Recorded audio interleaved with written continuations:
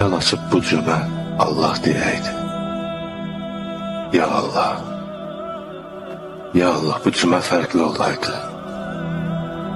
Kaş bütün xəstələr şəfa tapaydı. Bir dərdi, istəyi, arzusu olan.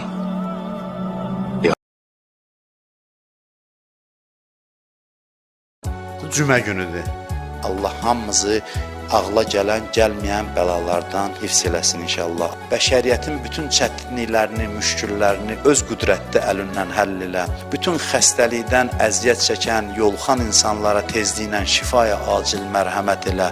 Ailəmizdən, övladlarımızdan haqq düşməni, Peyğəmbər, Əhl-i-Beyt düşməni qərar vermə.